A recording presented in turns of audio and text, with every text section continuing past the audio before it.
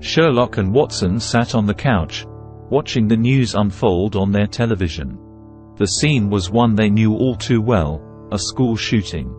They watched in horror as the news anchors described the events as they had happened earlier that day. Sherlock couldn't help but feel a sense of déjà vu wash over him. He had seen this happen time and time again, and he knew it would continue to happen until something changed. Watson could sense the sadness in Sherlock's eyes and put a hand on his shoulder. "I know how you feel," Watson said. "It's sickening." Sherlock nodded in agreement. "It's not just sickening, Watson. It's heartbreaking. Innocent lives lost for no reason other than the fact that our society continues to allow these weapons to be easily accessible." Watson squeezed Sherlock's shoulder gently, silently offering his support. They continued to watch the news, listening as the reporters spoke to traumatized witnesses and grieving parents.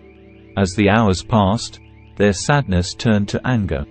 They couldn't sit idly by while another tragedy like this happened. They had to do something, anything, to help. And then, the phone rang. It was the police.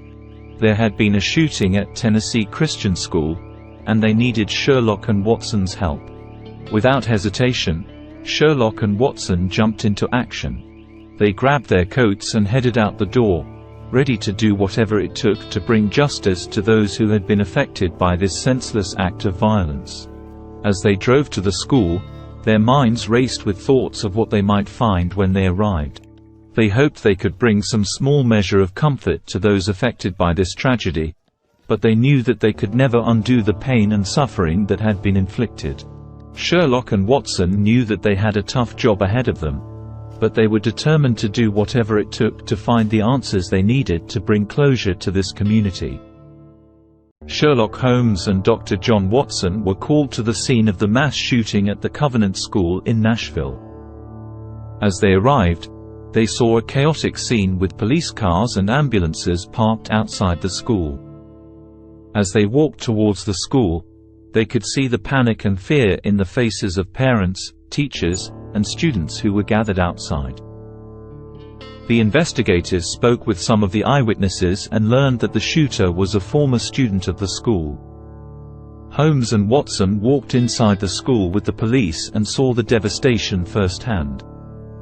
The hallways were covered in blood, and the classrooms were destroyed. They could hear the cries of the injured and the wails of the grieving. The detectives then went to the school's office and met with some of the staff members who survived the shooting. They learned that the school was a ministry of the Covenant Presbyterian Church, and it adhered to solid biblical theology.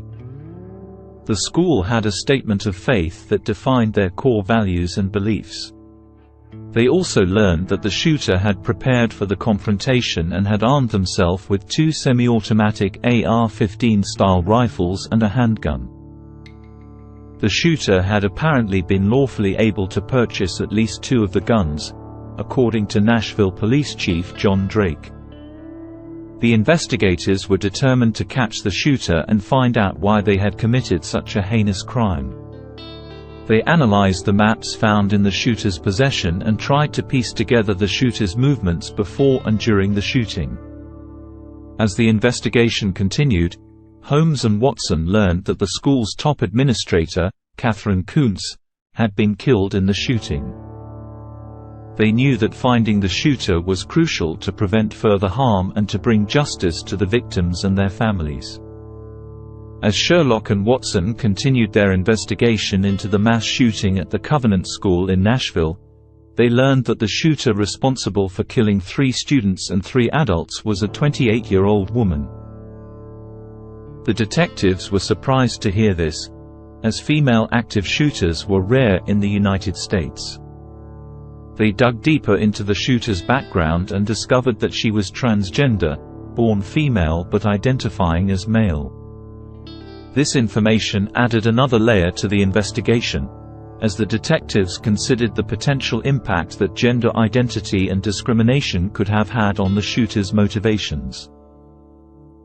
As they interviewed witnesses and reviewed security footage, they found evidence that the shooter was a former student at the Covenant School. Chief John Drake confirmed this, stating that, at one point, she was a student at that school, but unsure what year. The detectives wondered if there were any specific events or experiences at the school that could have contributed to the shooter's violent actions.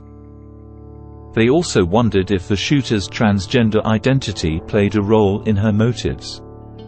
As they pieced together the shooter's movements, they learned that they engaged in gunfire with police on the second floor of the school. The shooter was fatally shot by 2 officers who had entered the building and responded to the sounds of gunfire. The detectives continued to gather evidence and interview witnesses to try to understand the shooter's motives and background. They knew that uncovering the shooter's motivations would be crucial to preventing similar tragedies from occurring in the future. Sherlock and Watson couldn't help but wonder if the shooting was somehow related to the new laws that had been passed in Tennessee. The fact that the shooter was a transgender woman and had attended the Christian school where the shooting happened added another layer of complexity to the investigation. They wondered if Hale's motive had anything to do with the new law that restricted adult cabaret performances near schools, public parks, or places of worship. It's possible that the shooter may have been protesting the new law or targeting the school because of its religious affiliation. It's also possible that the shooter had a personal vendetta against the school or someone who attended it. We need to dig deeper into her background and see if there were any red flags or warning signs. As they continued to investigate, they discovered that Hale had posted several designs on her Redbubble site, including one called Mad World. The design featured a bleak, dystopian landscape with the words, Mad World, in bold letters. It was unclear what the design meant, but it seemed to suggest a feeling of hopelessness or despair. "I think we need to get our hands on that manifesto," said Sherlock. "It could give us some insight into the shooter's motives and thought process." As they dug deeper into Hale's online presence and personal life, they discovered that she had been struggling with her gender identity for years. It was unclear if this had played a role in the shooting, but it was a factor that couldn't be ignored. "We need to approach this case with sensitivity and respect," said Watson. "We can't jump to conclusions or make assumptions based on the shooter's gender identity or background. We need to look at all the evidence and follow the facts wherever they lead us." Sherlock and Watson sat across from the mayor and sheriff, eager to hear any additional information about the recent school shooting. We've identified the shooter as Audrey Hale, a 28-year-old female that lived in the Nashville area. We have investigations ongoing now at the residence on Brightwood Avenue, and we have made contact with the father that lived at that residence and are putting together more information. We've also determined there were maps drawn of the school in detail of surveillance, entry points, etc. We know and believe that entry was gained through shooting through one of the doors is how they actually got into the school. I want to take the time to at least say, and I won't say the victims' names, I'll let Don say that, but out of the 6 victims, 3 adults, 3 of those were children. 2 of them were age 9, 1 was 8, about to be 9. All the families have been contacted. The victims' families have been contacted as well. My thoughts and prayers go out to the family. When we send our kids to school or to any place of safety, we expect them to live, learn, have fun, and come back from that day's experience. We don't anticipate things like this. And I want to say thank you to our partners, to Chief Swan, to Glenn Funk, to our mayor for his support, to our federal partners.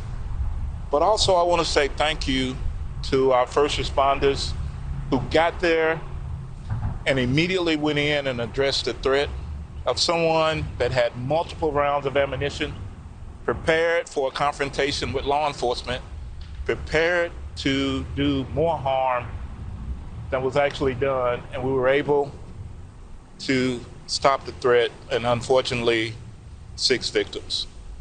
So my thoughts and prayers again, but the praise go to the men and women. As I've said before, we will not wait. I was hoping this day would never ever come here in this city, but we would never wait to make entry and to go in and to stop a threat, especially when it deals with our children. So thank you. They're not. Just me, they're not saying anything. I'm going to go over the victims' names with you now. The 3 9-year-olds who were killed: Evelyn Dickhouse, William Kinney, Hallie Scruggs. 3 adults: Mike Hill, a custodian, age 61, Cynthia Peak, to my understanding, a substitute teacher, age 61, and Catherine Kuntz, age 60. As Chief Drake said, we have identified the active shooter as Audrey Elizabeth Hale, age 28. We'll take just a few questions if you have any. Don, do we believe that she was a former student at the school? Yes, we do. Chief, you want to address that? Yes, from our investigations tell us that she was a former student at the school. I don't know what grade she's attended or grades, but we do firmly believe she was a student there. Did she identify as transgender? She does identify as transgender, yes. Is there any reason to believe the shooter first went to the church before going to the school? I can't give you that information. I'm unsure. We know that the minute the calls came in, we responded to the church, so to the school. To the school. Yeah. Yeah. Were there like 2 officers that went in when they first got there? Do you know how many there was? So it was 5 officers that immediately went in and addressed. We have video that we're going to release, but you can see in the video, you can hear gunfire going on as they're in the school. They address the threat and take that threat down. Chief, what do we know about her weapons? So we know there were 2 AR-style weapons, one a rifle, another was an AR-style pistol, and the other was a handgun. We believe 2 of those may have been obtained legally, locally here. Can you confirm that one of the adult victims, Catherine, was head of the school? Was what? Was head of the school? There was some, I don't know her exact capacity within the school, but it was higher up in the echelon. And were any of the children victims related to any of the school staff? Unsure. I believe one may have been, but I can't confirm that. Did the shooter have any criminal history? No history at all. And no motive at this point? Anything discovered in the apartment or house? No, we have a manifesto. We have some writings that we're going over that pertain to this day, the actual incident. We have a map drawn out of how this was all going to take place. There's right now a theory of that we may be able to talk about later, but it's not confirmed, and so we'll put that out as soon as we can. Is there any reason to believe that how she identifies? I'm sorry, I knocked someone's mic over. I didn't hear you say that again, sir. Is there any reason to believe that how she identifies has any motive for targeting the school? We can give you that at a later time. There is some theory to that. We're investigating all the leads, and once we know exactly, we'll let you know. So was this a targeted attack? It was. Do we know about a history of transgender man or woman? Don't know any history of mental illness at this time, but we are looking at that as the investigation is ongoing. And I'm sorry. Did she identify as a transgender man or woman? It's a woman. Was it the only school that was targeted? It was the only school that was targeted. There was another location that was mentioned, but because of a threat assessment by the suspect, too much security, they decided not to. And that area was here in Nashville, so we're continuing with that investigation as well.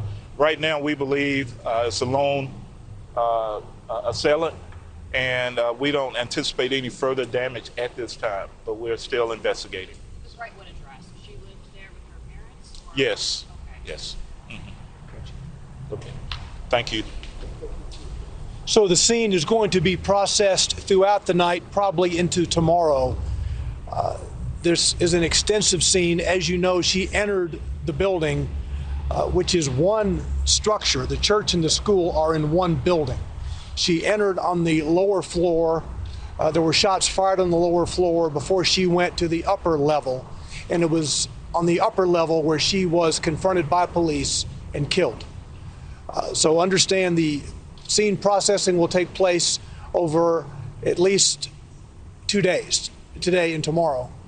And we'll have more details for you, including the release of video, perhaps tonight, but if not tonight, certainly tomorrow. Thank you. The sheriff cleared his throat before speaking. "We're still trying to piece together the shooter's motive," he began. "But it seems that there was some resentment towards the school itself. The shooter may have held a grudge against Covenant School, but we don't believe she had any specific targets. It appears that she fired at random students that she came into contact with." Sherlock leaned forward, his eyes darting between the mayor and sheriff. "What about the response time of the police officers?" he asked. The sheriff nodded again. "Our officers arrived on the scene quickly. They entered the school and began clearing it. When they heard gunfire on the second floor, they immediately went towards it." "And how long did it take for the shooter to be neutralized?" Watson asked. The sheriff looked down at his notes. "From the time someone dialed 911 until the shooter was dead, it took 14 minutes, he replied. The mayor chimed in once more. "We cannot thank our first responders enough. We are forever grateful." Sherlock scribbled notes in his notebook, determined to find any clues that could help solve the case. Meanwhile, Watson made mental notes to ensure that the brave actions of the first responders would not be forgotten. Sherlock and Watson delve into the possibility that the alleged shooter's gender identity may have played a role in the school shooting. They note that the majority of mass shooters in the U.S. are male, according to the Violence Project's national database. Of the 172 mass shootings in the dataset involving 4 or more victims, only 4 were carried out by women or girls. In fact, none of the shootings at K-12 schools in the database involved a female shooter. However, the Nashville shooting suspect identified as a transgender woman, adding a unique layer to the investigation. The suspect's LinkedIn profile listed male pronouns, which created confusion about her gender identity. The police spokesperson clarified that the suspect was born female but identified as a transgender woman. The detectives wonder if the suspect's gender identity was a factor in her decision to commit the shooting. They consider the new anti-transgender laws passed in Tennessee, including a ban on gender-affirming care for minors and an anti-drag law, which could have added to the suspect's feelings of marginalization and discrimination. Additionally, they note that the suspect attended the Christian school where the shooting occurred, and wonder if any religious beliefs or experiences contributed to her motives. As they continue to investigate, the detectives remain open to all possibilities, including the role that gender and gender identity may play in mass shootings. Sherlock and Watson continued the discussion, delving deeper into the rare occurrences of female assailants in mass shootings. Watson brought up the case of Lori Dan, who killed 1 student and wounded several others in an elementary school in Illinois in 1988. Sherlock added that in 1999, a woman named Kristen Gilbert was convicted of killing 4 patients in a Veterans Affairs hospital in Massachusetts. She had injected them with drugs and then attempted to revive them in order to gain attention as a hero nurse. They also discussed the case of Amy Bishop, a biology professor who killed 3 colleagues and injured 3 others during a faculty meeting at the University of Alabama in 2010. Despite these cases, the overwhelming majority of mass shooters are men, they concluded. The statistics speak for themselves, with only a handful of cases involving women or transgender individuals in the Violence Project's database. However, they noted that there could be many factors that contribute to this disparity, including societal norms and gender roles, access to firearms, and mental health issues. They vowed to continue their investigation and gather more information to gain a better understanding of the complex issue of mass shootings. Another person weighing in on the tragic events was President Biden. Sherlock and Watson listened intently to President Biden's press conference regarding the tragic shooting. Before I began to speak, the reason I spent a little time in the kids, I just want to speak very briefly about the school shooting in Nashville, Tennessee. You know, Ben and I have been doing this our whole careers, it seems. And it's just, it's sick. You know, we're still gathering the facts of what happened and why. And we do know that as of now, there are a number of people who did not make it, including children. It's heartbreaking, a family's worst nightmare. And I want to commend the police who responded incredibly swiftly, within minutes, to end the danger. We're monitoring the situation really closely, Ben, as you know. And we have to do more to stop gun violence. It's ripping our communities apart, ripping the soul of this nation, ripping at the very soul of the nation. And we have to do more to protect our schools so they aren't turned into prisons. You know, the shooter in this situation reportedly had 2 assault weapons and a pistol, 2 AK-47. So I call on Congress again to pass my assault weapons ban. It's about time that we began to make some more progress, but there's more to learn. But I just wanted to send my concern and hearts out to so many parents out there. I've been to so many of these sites, as Ben knows, by virtually every one. And one of the things you folks should, I know you do know, but you should focus on. You know, just like when in the military, my son was in Iraq for a year, other places, there's so many members of the military coming back with post-traumatic stress after witnessing the violence and participating in it. Well, these children, these teachers, you should be focusing on their mental health as well. And so I'm grateful anyway. Sorry to start off that way, but I couldn't begin without acknowledging what happened. Biden's words echoed their own sentiments, but they knew that words alone wouldn't solve the problem. The president is right, Watson said, turning to Sherlock. We need to do more to stop gun violence in this country. Sherlock nodded solemnly. It's clear that the shooter had planned this attack meticulously, with detailed maps and a clear intention to cause maximum harm. The fact that he had access to assault weapons only made it worse. As they continued to watch the press conference, Biden called for action on gun safety legislation, including an assault weapons ban. It's time for Congress to step up and take action, Biden said. We can't allow tragedies like this to continue to happen. Sherlock and Watson knew that solving the problem of gun violence would not be easy, but they were determined to do what they could to make a difference. Let's get to work, Sherlock said, turning off the TV. Sherlock and Watson decided to investigate Audrey Hale's family background further, hoping to uncover any possible motives for her heinous act. They found that Audrey's mother, Norma Hale, was an active member of a church in Nashville and a gun control advocate who had shared several petitions on Facebook to keep firearms out of schools and to make large-capacity gun magazines illegal. In March 2018, she shared a petition on Facebook from the Sandy Hook Promise Foundation, urging people to keep guns out of school. She also shared another petition from the same foundation, calling for the illegalization of large-capacity gun magazines. However, her adult child, Audrey Hale, carried out a deadly mass shooting at the Covenant School on Monday morning, killing 6 people, including 3 9-year-olds, using at least 2 assault rifles and a handgun.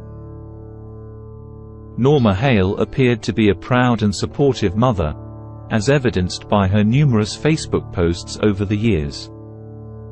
In one post, she expressed her joy and love for her daughter, Audrey, after finding a message in a devotional book that Audrey had borrowed.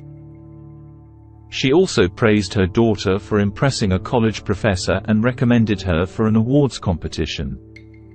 Despite her advocacy for gun control, it appears that her daughter's deadly attack at the Covenant School may have been fueled by resentment towards the institution, as Nashville Police Chief John Drake suggested. Sherlock and Watson delved deeper into the problem of mass shootings in the United States. The staggering numbers of gun violence over the years have left the nation in grief and anguish. The root of the problem is the easy accessibility to guns, as compared to other high-income countries, which has resulted in a gun homicide rate that is 26 times higher. The detectives also discovered that states with weaker gun laws and higher gun ownership rates have a higher incidence of mass shootings. However, it is essential to understand that mass shootings are just the tip of the iceberg of the country's gun violence crisis. While they contribute to the majority of media coverage, more than 99% of gun deaths in the U.S. result from shootings other than mass shootings. The detectives concluded that the country's gun violence crisis could be prevented through evidence-based policy interventions. By implementing stricter gun laws and enforcing them, the government could ensure that firearms do not end up in the wrong hands, reducing the number of gun-related deaths each day.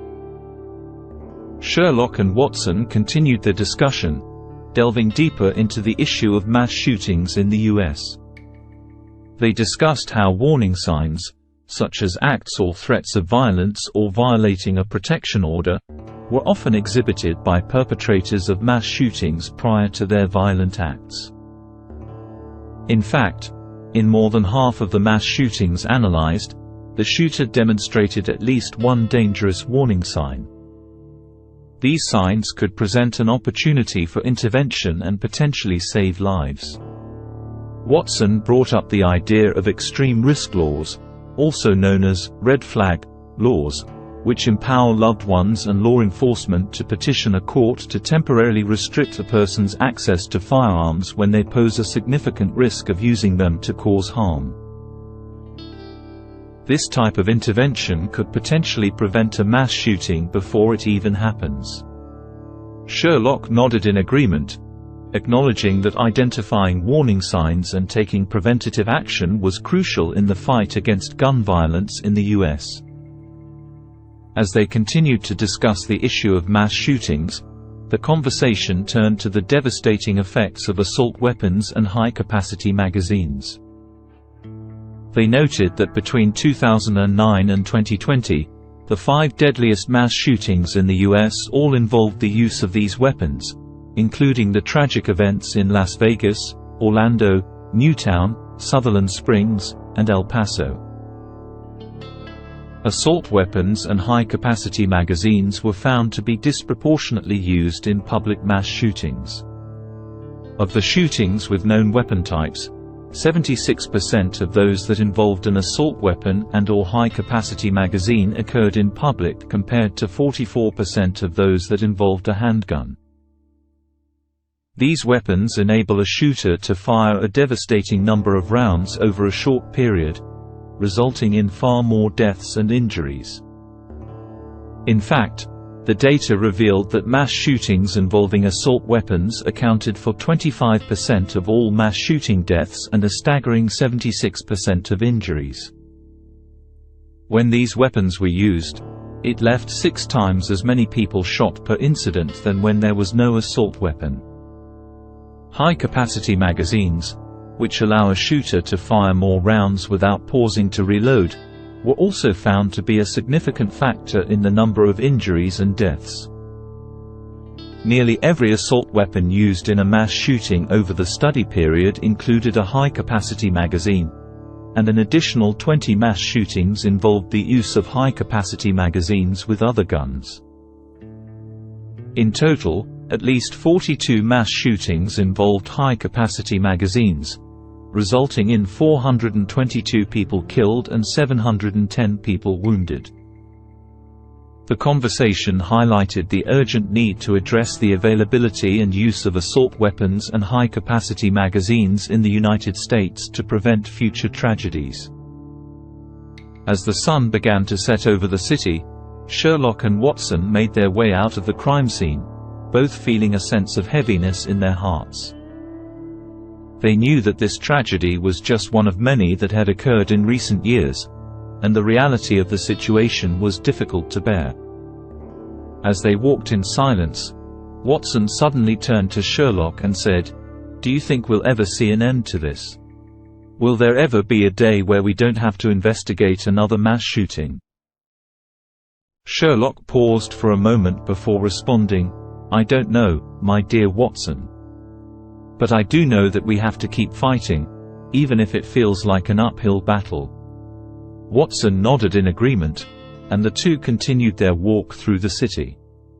As they made their way back to their apartment, they both felt a sense of comfort in the fact that they had each other to rely on. In a world that seemed increasingly dark and unpredictable, they knew they had each other's backs. As they reached their apartment, they exchanged a knowing glance. They had work to do, but they also had each other. The weight of the day's events seemed to dissipate as they settled into their cozy living room. And as they sat on the couch, they felt a sense of hope. A hope that maybe, just maybe, things could get better. That one day, they wouldn't have to investigate another tragedy like this again. For now, they knew they had each other. And in a world that seemed so uncertain, that was enough. Thank you so much for watching Ageless Takes. Please subscribe and comment if you enjoyed this video and would like to see more.